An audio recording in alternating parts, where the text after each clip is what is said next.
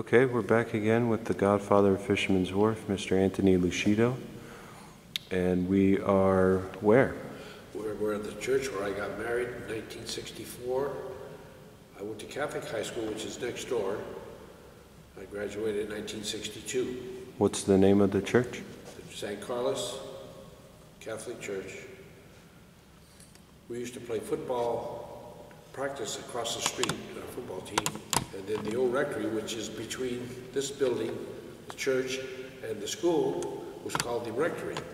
It was vacant at that time, and the downstairs we used to keep our football gear in. When we come back from games at night, there was a rocking chair upstairs that would be rocking by itself, so you know how fast we got out of there. They say it was a priest that had passed away and that was still here. I know every once in a while the bell would ring and people would come inside the church and the rope would be going up and down by itself. So there is a priest that's still here.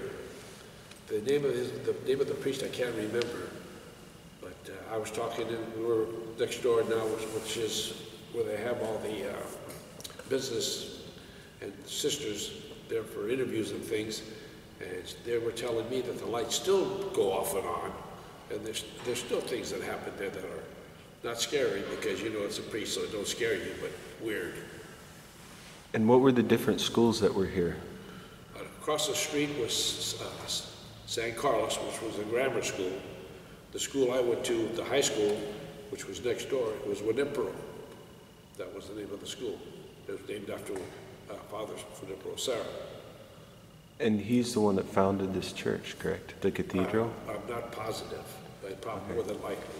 I Yeah, know the Carmel Mission he founded, but I'm not sure about the church here. Well, I think around 1794 he founded this. This was the first stone building in California, the Cathedral. And then I believe 1 or 2 years later is when they went to Carmel. Right. That could be.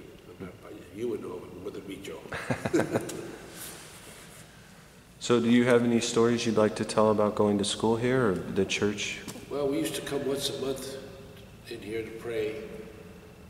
And I put quite a bit of time in this church. I know at school I put a lot of time in the office because I was always in trouble.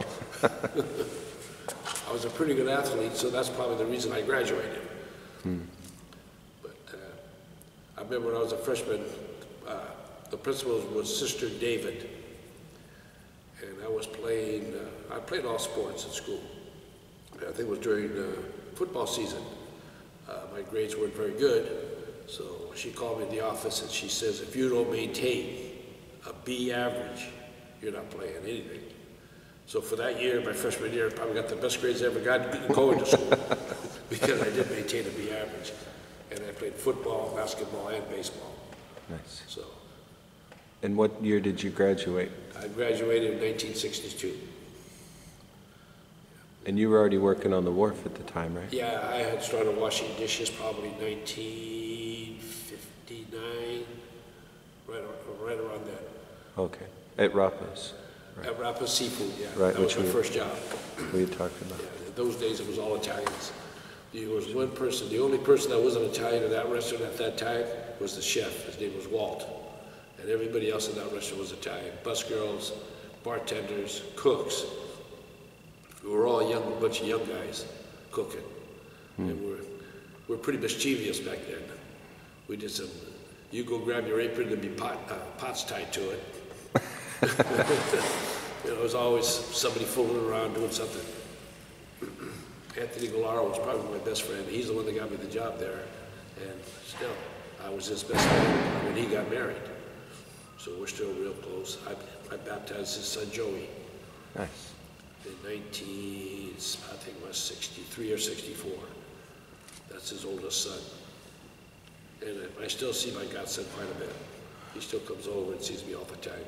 So let's mention that before we go today. You are a godfather many times over. 7 or 8 godchildren, yeah. How many? 7 or 8. And do they live in the Monterey area now? Most of them, yeah. Okay.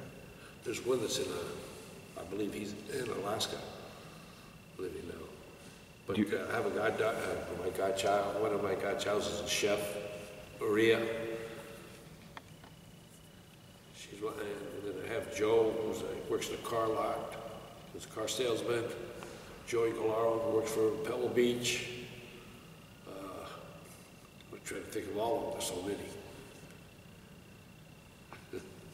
So yeah, I've had being godfather for Joe is not something new for me. Well, I baptized some of them, confirmed some of them. sure. Well, we were here at the church, actually, I'll come around.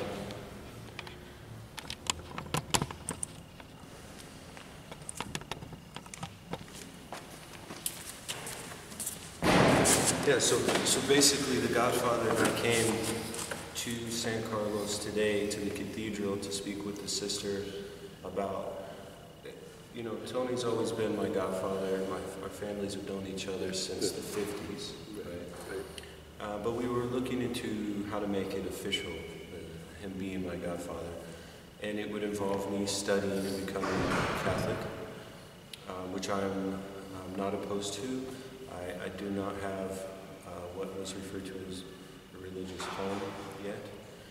And while I've been a student of many religions, at this point, I'm studying Catholicism with the Godfather. So I would like to thank you for joining us today, and there'll be more soon from your parents. Right. Thank you very much. Ciao.